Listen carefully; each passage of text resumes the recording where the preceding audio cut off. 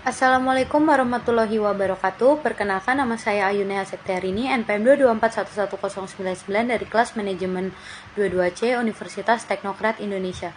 Pada video kali ini saya akan menyampaikan materi singkat pertemuan ke-13 yang berjudul Memahami Fungsi dan Proses Komunikasi dalam Organisasi, mata kuliah Manajemen Sumber Daya Manusia. Memahami fungsi dan proses komunikasi dalam organisasi. Pengetahuan tentang komunikasi organisasi sangat penting dalam membangun kerjasama yang efektif dan efisien. Dalam presentasi ini kita akan menjelajah konsep dasar, fungsi, proses, penghambatan, strategi, perbaikan, peran teknologi, dan studi kasus komunikasi organisasi. Yang kedua, konsep dasar komunikasi organisasi. Kita akan mempelajari cara mengirim pesan yang dapat dipahami oleh berbagai tingkatan dan departemen organisasi. Kita akan menghargai pentingnya ekspresi emosi, tepat waktu, dan pengelolaan stres dalam situasi organisasi yang kompleks. Lalu mengembangkan kemampuan mendengarkan dan memberikan umpan balik yang berarti untuk meningkatkan komunikasi. Yang terakhir, etika komunikasi, memahami nilai-nilai etis dan norma yang mendukung pembangunan budaya komunikasi yang profesional dan bermartabat. Fungsi komunikasi dalam organisasi dibagi menjadi 4. Yang pertama, koordinasi dan kolaborasi. Yang kedua, informasi dan pengetahuan. Yang ketiga, hubungan internal dan eksternal. Dan yang keempat, pengaruh dan motivasi.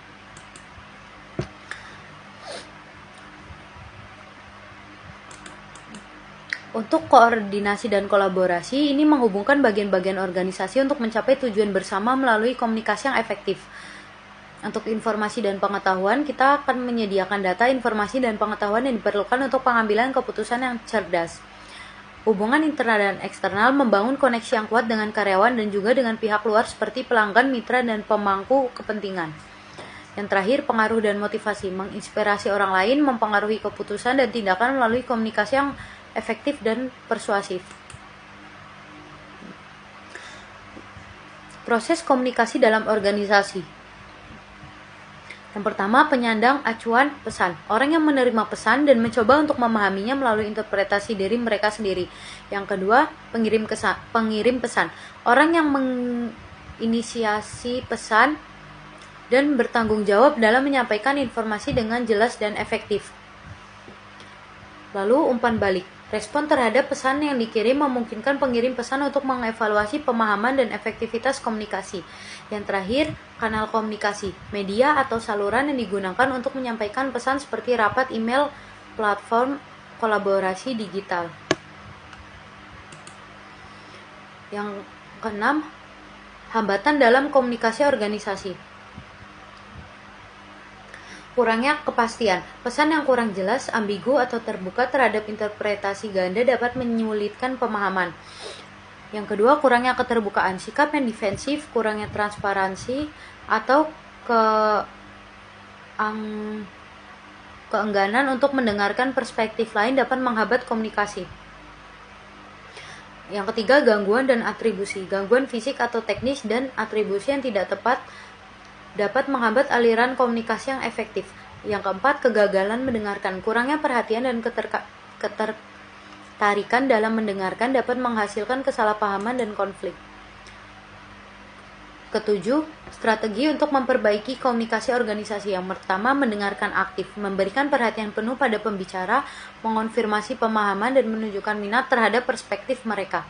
Yang kedua, kolaborasi tim, mendorong kerjasama dan berpartisipasi dalam kolektif untuk menciptakan lingkungan kerja yang inklusif dan saling mendukung.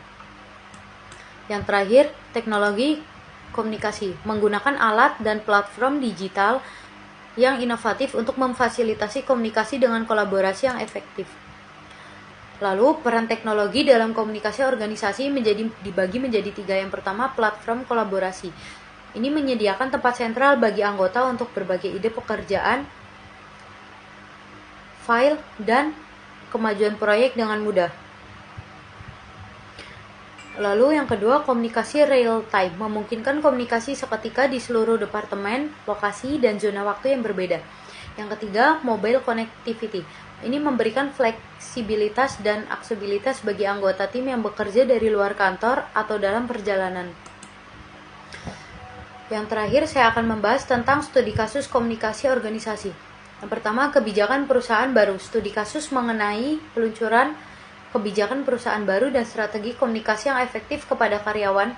Yang kedua, menghadapi krisis. Menggali contoh kesuksesan dalam mengelola komunikasi selama situasi krisis yang mempengaruhi reputasi perusahaan. Yang ketiga, perubahan budaya.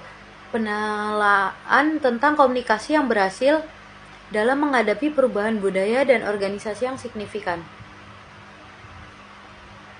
Sekian penjelasan singkat saya untuk materi pertemuan ke-13 dari mata kuliah Manajemen Sumber Daya Manusia. Semoga ilmunya bermanfaat. Lebih kurangnya saya mohon maaf. Saya akhiri. Wabillahi wal taufiq hidayah. Wassalamualaikum warahmatullahi wabarakatuh.